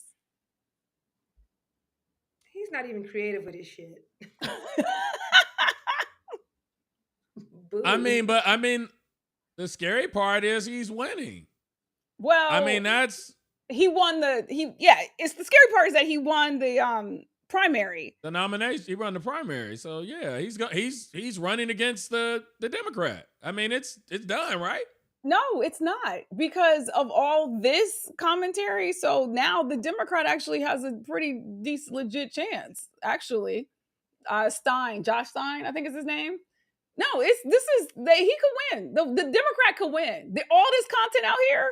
Oh, what I'm saying is, regardless of who wins, when the candidate for one half of the parties that are significant is this person, that's terrifying to me. I mean, it's one thing. Trump is one thing because he's been a huge celebrity for 30 years. I can understand why people could be, he's charismatic. He actually is funny. And he's transformed over the years into different people. When he was in Home Alone, he was not who he is now. When he was on The Apprentice. I was thinking Celebrity Apprentice. When he was on Apprentice, I used to watch Apprentice with my mom. Everybody liked him. So that's different from this. The fact that this was the lieutenant governor who's now running for governor and him being a black man, it's just a strange mix of. So to that point, though, that's how, barely, but that's how Raphael Warnock beat crazy man, Herschel Walker, because Herschel Walker was so fucking terrible. Right. And that's the part that kills me, because I'm like, had the Republicans actually ran somebody who wasn't quite like, if the Republicans had run a Tim Scott, Raphael Warnock probably would not have won. Yeah. Yeah. Right. Yeah. So in this instance, because this dude is so far gone, and there is so much information, and there's video, there's posts that are still up. But for him to get his party's nomination means a significant number of people in the population support this shit. I mean, like, that is great. That's the same thing with Trump, who was talking about but Trump. But again, Trump I get because of his long history of flip-flopping and people having blinders on when it comes to celebrities a lot of the time. Ronald Reagan, just historically, people will compromise their values when it comes to celebrity that they like. This guy doesn't have that. And that means to me that the political field is changing, meaning you don't even need to be a celebrity and have all that weird shit in your background to move politically in a positive direction and be nominated and get support. That's scary to me. I understand people supporting Trump. The fact that people are supporting this career politician and he's saying shit like this, that's terrifying to me. Oh, he's not even a career politician. He used to work in a factory for a long time. He worked in a factory, started saying wild shit online, and got discovered by the Republicans, or no, I think the NRA, and they put his ass in a commercial. And then the Republicans was like, oh, we found us our nigga. We found us our magical Negro who gonna come out here, say our talking points even crazier than we do. So we about to put, like Candace Owens, we about to put him on, give him money, give him a platform. We gonna run him for office, because then we get to say, look, diversity. We got one. What you talking about? You can't call us racist. Yeah. We got one running. It's the playbook, right? Like, it's terrible. It is. It's horrible. But also with the lieutenant governor, I don't follow North Carolina politics closely. I'm about to now. Me neither.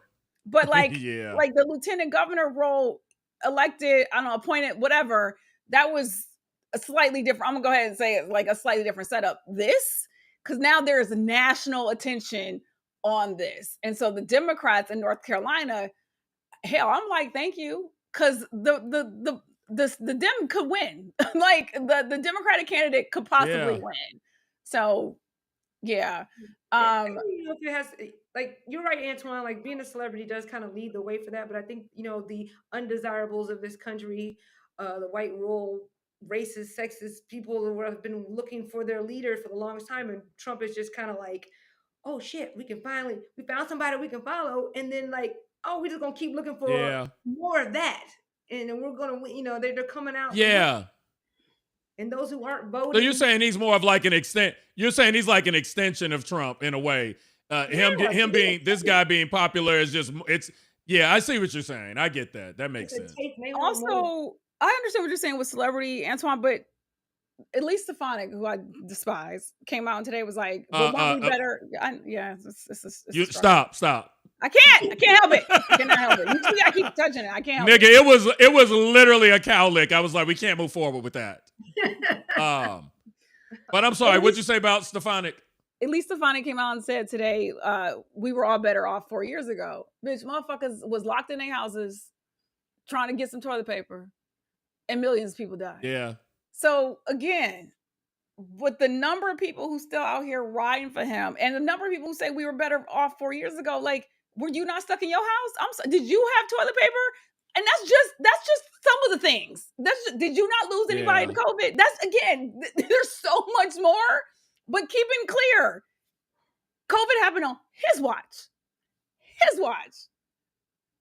And his also watch. To invoke the name of Martin Luther King when in reference to somebody who's quoting Adolf Hitler, it's disgusting. Don't mention our heroes. Keep our heroes' names out of your mouth. We know they wouldn't fuck with you. Do you want? I can play the clip of the the gentleman commenting on voting for a woman. Do you want me to play that, or is that too early? That's next. No, it's okay. It's next. What year is it? Yeah, hold on. Sorry, it's just too much. Oh, Jesus. Yeah, you can go ahead. Okay, let me pull this shit up. Here we go. Let's see. What do you think of Nikki Haley? Did you ever consider her? You know, what I got to say, you don't really want to put it on. Let me hear it. Well, the woman's not going to be a good president. She don't have no balls to scratch. She's just going to scratch her head. All a woman's good for in my book is having babies and taking care of the house, but that's the old thing, you know. But I'm old school. So you never even considered her? No. Mainly because she's a woman? Because she's female. I mean, females, don't take me wrong, females know what they're doing, but they still got to have a little bit of guidance. Trump would be the one to guide her through the What do you think of Nikki Haley? Did you ever consider her? you know. Yeah, so. Angie, you got a comment, Angie?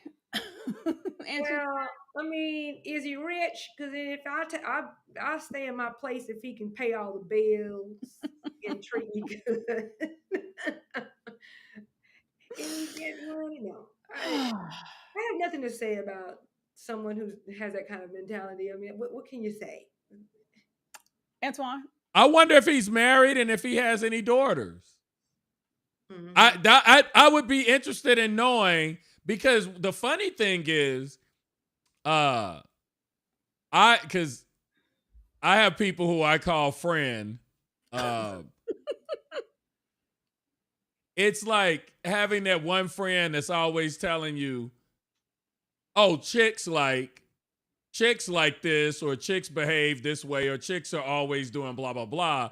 But you ain't never seen them achieve, like,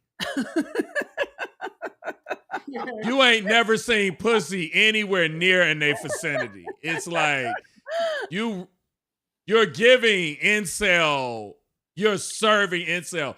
But you're speaking as if you have all this insight into the female mind, and you really don't. So I don't know this man, but I would not be shocked to find out that he is womanless. No. Walking around. No. I mean, he might. I wouldn't be shocked. He also very well may be married with daughters, and that's what people are saying in the chat. Of course, he's married daughters. But that's how Hillary lost. And Karen, if he does have one, I'm sure he treats her like shit. Like, of course. Yeah. Wait, Callum said, was that a gun in his pocket? I didn't even notice. I didn't catch that part. Let me see. I was going to ask that. I thought he had a holster. Let me see. No, it's a cell phone. Oh, you know what? It's a cell phone holder. Is that still a thing in 2024? Are we doing that? Okay, first of all, what year is he in already, Antoine? So he said right out of 1950s playbook, motherfucker, and back, okay? Popping out some babies, right? And housework. And cleaning the house. Yeah, that's And he said a woman still needs guidance. I'm sorry. A female is okay, but she still needs some guidance.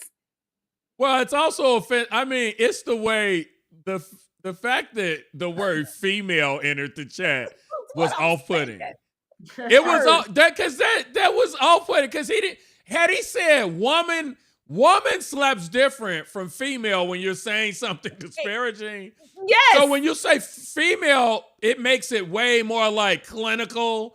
Like, you're not even a human. Like a female, just like any other female, a female alligator, a female dog. It's giving canine. Exactly. It's referring to literally an animal. That's what it's giving. Yeah. I'm waiting for him to go like, and the same goes for niggers too. Had Shaquille let him keep talking, clearly he was comfortable. And I love how he's like, well, y'all don't want to hear what I have to say. Fucking the cameras are rolling. And he was like, bet, don't care. Do not care. So, wait, sorry. Ernest said the dude beats his wife and she hits him back. Okay, sure. Why not? Jason said he's wearing a flip phone and a hip holster. If he's rich, he's living a true to life stealth wealth lifestyle. Don't even have a Bluetooth. Oh wait, somebody who was it somebody in the comments said keep the comments up for longer because they're fire. I can't remember who said that. Lisa did. Lisa. Lisa okay. said it. Okay. So it's a lot. I'm sorry. We trying to have a conversation and I'm trying to keep up with look, I'm doing what I can, okay? I'm doing what I can. So I think kind of along the lines of your point, Antoine, Ernest said the alpha men always love to say what women are like. They need to hush. Because it's always been it's interesting when I'm talking to somebody and they say these things about women. For instance, remember I told y'all about the Tom Likas thing with where he encouraged his viewers to buy fake receipts from an online company. Yeah. Angie doesn't know. Tell Angie. She doesn't know. So I used to have to listen to Tom Likas because I worked for a friend who really was into kind of this red pill type shit. And so the shit that his callers would call in, and every time I hear them talking, I'm just like, all of y'all are whack motherfuckers with no swag who nobody wants to give pussy to. And that is what your problem is. And so he encouraged me, and he's like, basically Tom Likas was like, these bitches stay lying to y'all to get dick down, so y'all lie to them to get pussy. And he was like, he said, you bring a woman home from the club, she take a wig off, she got high heels on, she 5 inches shorter than you thought she was, the makeup comes off, she's got crater face, all this other shit. Like, he say all this crazy shit, right? So he encouraged men to buy lifts for their shoes. He had an advertiser that regularly advertised wearing lifts so that men could, trick women into thinking they were taller. And then he said, also trick them into thinking you got more money than you really have. So there's a company used to advertise on his show, you could buy fake ATM receipts. So he said, invite a prospect to your home and then have like a bottle of wine on the table. And then you tell her, I got to run to the bathroom. I'll be right back. And you strategically have this fake ATM bill that shows you had $250,000 in your account. And he basically said, when you come back, that bitch will be naked, bent over, ready for you to take the pussy. Oh my God. Yeah, and I'm sitting here thinking, that must be a difficult life because I've never had to work that hard to get ass. I've never had to work that hard. It's just wild. You have to buy fake ATM receipts and put lifts in your shoes. You're just a whack motherfucker. Pretty much. At any rate. So always a woman there to give to get sex from. I always feel like that if a man wants to get something, even if you gotta pay for it, you can always get it. And if you yes. Well, I feel like if you went to this Buns and Basketball game, you might come up on something there. Like they seem, accessible. No, I'm sorry, Crescent. Look, most of them women have OnlyFans accounts. They have high standards. Trust, they are not fucking the niggas that are coming to watch them play basketball in a thong. They will entertain you. They will entertain you and take your money. But in terms of what they looking for in real life, I believe these girls are living in high-end condos, driving luxury cars. They ain't fucking with the average nigga, in my opinion. But no, the average, no. But if you dropping dollars on it because of whatever your money looking like, they want to spend your money, not theirs. Wait. Let me be clear here. No, I thought Andrew was saying anybody, because if you got money, anybody could get anything if they got money. We know that much, right? Because when you said you can, even if you pay for it, that's what I went to. So, but go ahead. Sorry. Oh no! I thought she meant like, within your range, within. No, I didn't think that, but maybe I don't know. Both are true. Oh, okay. There you go. So, I mean, Antoine, did you have the other clip from the other lady? Oh, yeah. Okay, I'm going to put you on for a second. When you were saying, does he have daughters? Is he married? So he's probably married to somebody like this. Okay. I'm going to let y'all chat for 30 seconds. Well, here's the funny part. So Beverly goes, basketball on the thong. Yeah, I don't know if you caught the beginning. but there was a whole... BBLs and basketball and buns, or buns and butts and. I love how they tried to clean it up and call it buns and basketball as opposed to butts and basketball. Like, oh, we trying to clean this up a little bit for real. Yeah, That's what we're doing. Christianity in it. Yeah. Okay. All right. And they didn't play that well. I think I got it here. Okay. Nothing. Okay. Okay, I'm gonna play it now. Okay. NBC just reported that Michelle Obama has said she will not run for president. Thank God. Okay. Yes. Ainsley said, "I would love the reaction from a woman in the crowd," and I wouldn't vote for a woman, and especially, Nikki Haley. I'm just going to say this: she's probably menopausal. We don't need that. Okay. She said, "How about we vote for people regardless of their gender, just the right person for the job for America?" Yeah, and that's kind of thanks so much, Will. That's kind of interesting because everyone speculated that she was going to run except her. She has never indicated she was going to run. No. NBC. Yeah. So 2 things. First of all, that woman's statement, and then this motherfucker just lied and said that's not what she said. I was like, this whole scene was crazy. Yeah. And again, to quote, she said, "I wouldn't vote for a woman. I wouldn't vote for Nikki. Basically, I wouldn't vote for Nikki Haley. I'm just gonna say this: she's probably menopausal. We don't need that." And the Fox News host said, "Yeah, like, how about we vote for whoever it is, besides regardless of the gender?" Motherfucker, we just heard what she said. He tried to play it off. He was just trying to get it. He was like, "Oh shit!" There's one of those "oh shit" moments. Let me just make some shit up. Yeah, he wasn't expecting all that. He was like, "Fuck! I just scored a unicorn." But as Bev noted, that's why Hillary lost right there. That right there. So, well, it's also, unfortunately, and I will admit, I was part of, and this could just because I consider myself progressive and somewhat of a feminist to a certain degree. I think I fell prey to the demonization of women in politics with what they did with Kamala. Kamala is dealing with if you take Kamala's attributes and you put them on a man, they are celebrated. But on Kamala, they are demonized. They're like, oh, she doesn't laugh enough. She doesn't connect to people. She's standoffish.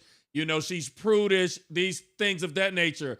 And yeah, those are qualities that a lot of people look for male politicians to have. But on a woman, for people, it slaps differently. And that's unfortunate. Women are always going to be judged differently in politics. Antoine, that started with Hillary Clinton. Hillary's resume, Hillary was the most qualified person ever to be president. She was a first lady, so she went through that for 8 years.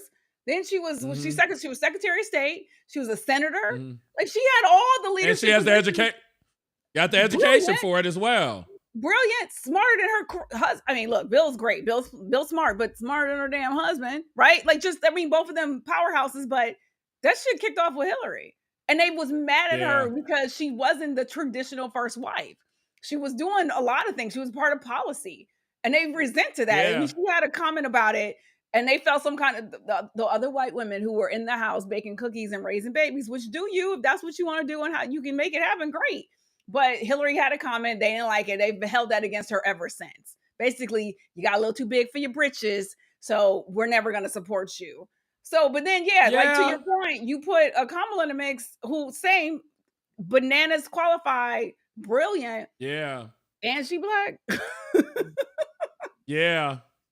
No. Yeah. It's problematic for people. Why stuff is put on women? What's wrong with her hips? Beverly, what's wrong with Kamala's hips? Wait. I'm gonna use every opportunity.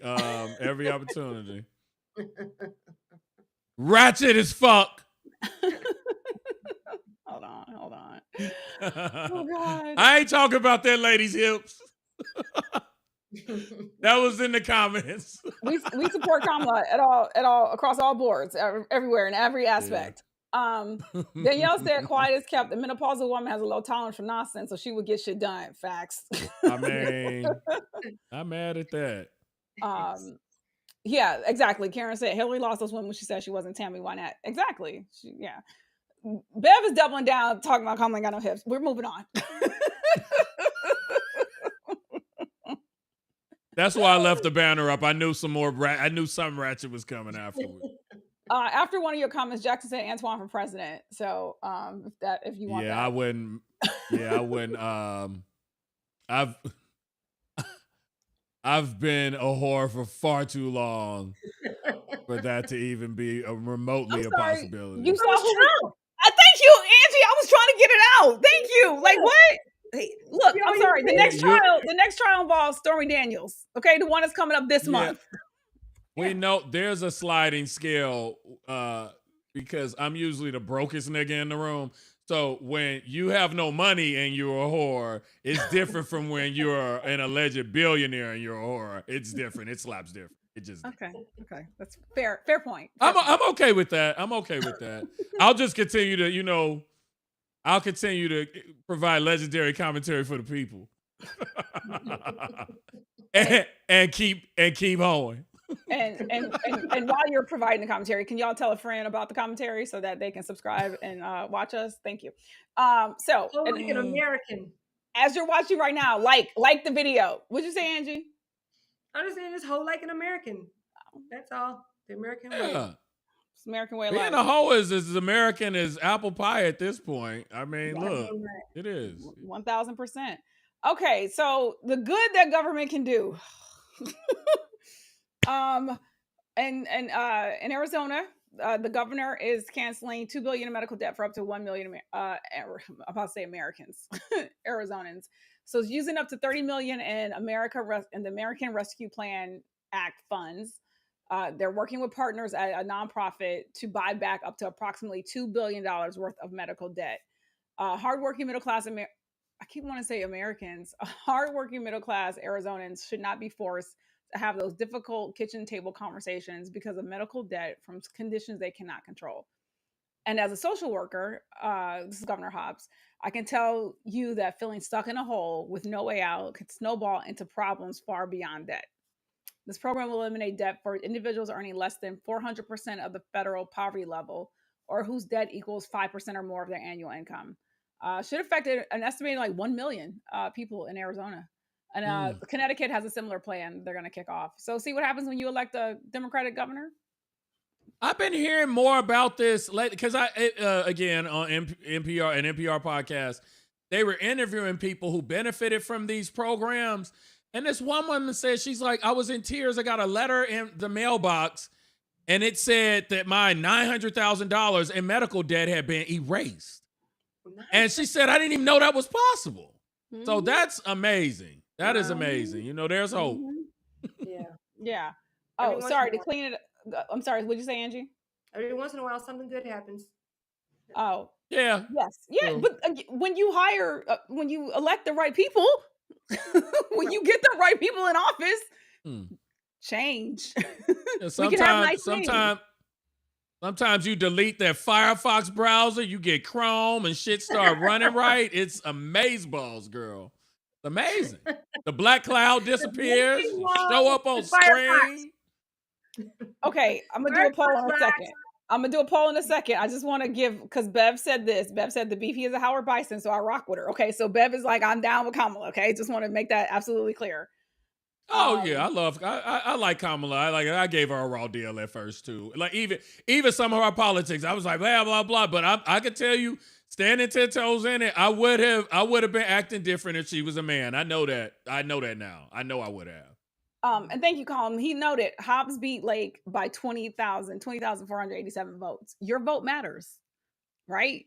So have people sat home or felt some kind of way about whatever? Your medical debt would not have motherfucking gotten canceled. Okay, look, I'm still fingers crossed. My student loan debt. Biden, what's up? I'm not hating on the ones who have gotten it erased. I see what God has done for others, or I'm sorry, in this instance, I see what Biden has done for others. Mm-hmm. Dear sir, please. So, speaking of riding with Biden, Mark Cuban said, where are we? Sorry, it's a long day. I got to pack. I'm very tired, but we about to be done. So Mark Cuban said that he planned. It's funny. So for the primary, he was like, "I'm voting for Nikki as a protest vote, basically to stick it to Trump." I'm not mad at that. He said, "I don't want a snake oil salesperson as president.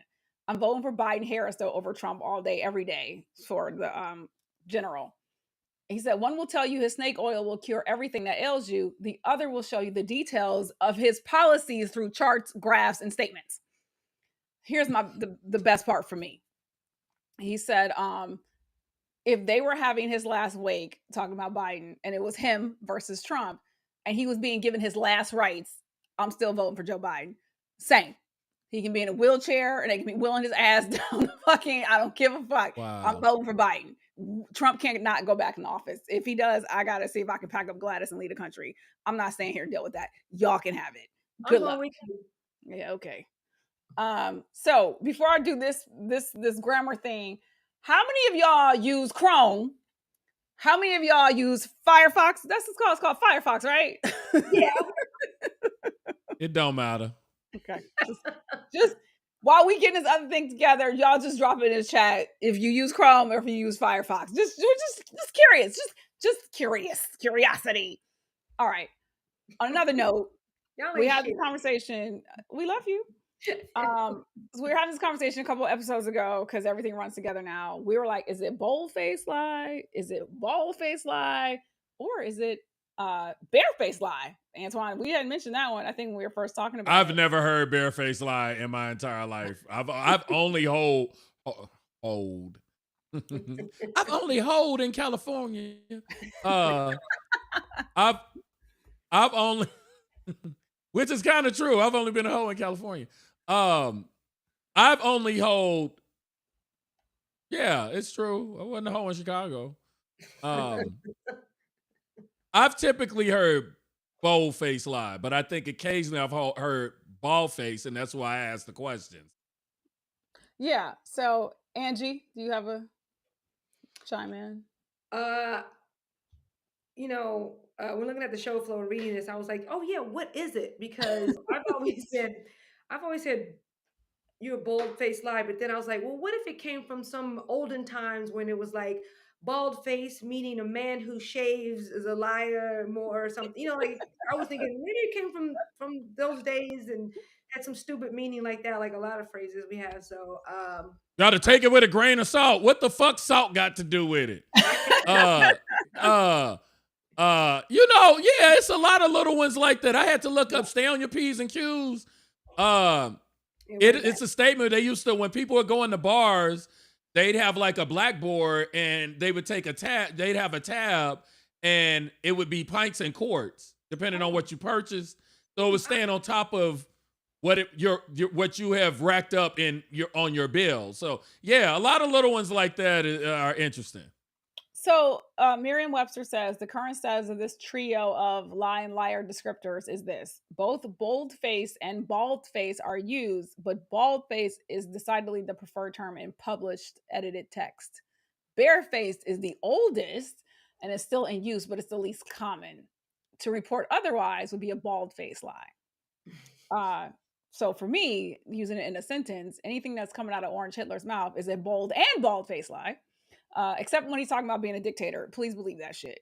Facts. Straight from the horse's mouth. Like, it's a lot of stupid. We use them all the time, and we have no idea what the origins are. I know. Yeah. So people have chimed in the chat. Chrome.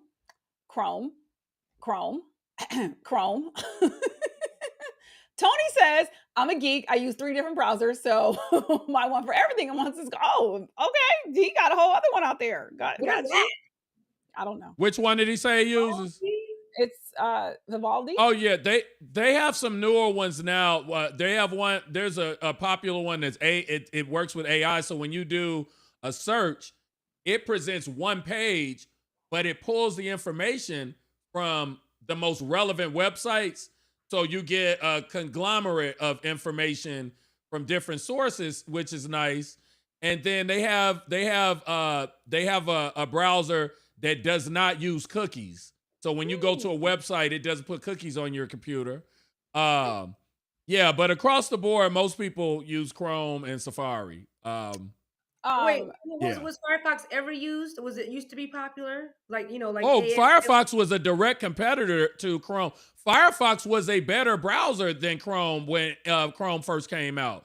But Chrome is a Google product, and over time, Google was able to integrate Chrome with Gmail and all the other things, and like the bookmarks, everything. Because I'm a Google person. I have a fucking Google phone, so it was easier to integrate with all of their products, and that's why Firefox fell by the wayside. But Firefox used to be a better browser. Oh, well, see, I knew something back then. That was a long fucking time ago, like 10 years ago, though. So. So Jason said he uses Chrome on his computer, and is it Opera on his phone? Yeah, Opera's been around over a decade. Jesus. Opera's a fantastic browser. Okay, so yeah, look, Bev said, Tony, why you gotta be special? Because he is. CJ said, straight from the horse's mouth is obviously an homage to Mr. Ed. Oh, wait, Tony said Firefox was my jam. It's what made me give up on Netscape. Y'all killing me right now. Yeah, because it preceded Chrome. So in between, because before everybody was using Internet Explorer, and then after Internet Explorer, you had a couple options, but the big one after Internet Explorer for me was Firefox. And then after that, it was Chrome. I even dabbled. Safari was good when it first came out, but Chrome is the dominant one. These hoes ain't loyal. These hoes ain't loyal. See, I'm loyal. Okay, we're wrapping up because this one needs to go outside. That's why she came over here harassing. I don't want to. Say hi, everybody. Hey, Coco. So, Crescent, are you gonna have the Hotep background the next time we see you? You gonna be in another? You gonna be? Look, we got black mothers. This Hotep. You lucky it ain't a fork and a goddamn wooden spoon on the wall when she go to her mama's house. Yeah, that's not there. But that damn picture is fucking huge, and I don't know how much it costs. I don't know where the fuck that shit came from, but yes, I will have another background on Friday. So they still in here going in. So Jason said Firefox is still a lot more secure and is at least as stable as Chrome. Tony said definitely never. I hated IE. If I only got to download Firefox or whatever I was using on a clean machine. I'm tired. I can't read anymore. I'm sorry. We got to wrap up. Actually, Microsoft Edge is not that bad. They've tried to force it on me because I got a Surface laptop, but Chrome is gonna be around for a while. Angie, thank you for joining us. I know it's been a long time, guys. Okay, you've been busy, and we've been back for a while now.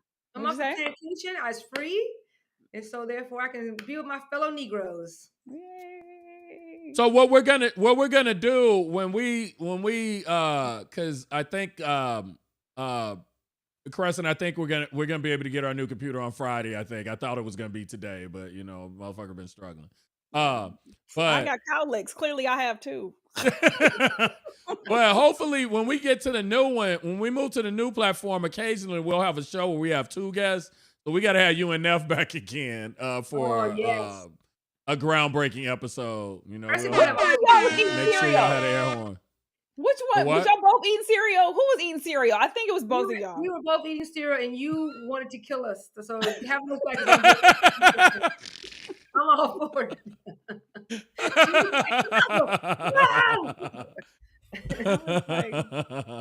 These. Oh my God. But yes, Angie, you can come back. Me and them. Thank you guys for watching. Like us, subscribe, tell a friend. I'm so fucking tired. Me too. Okay. What's the out? Bye to you niggas. What is it, Antoine?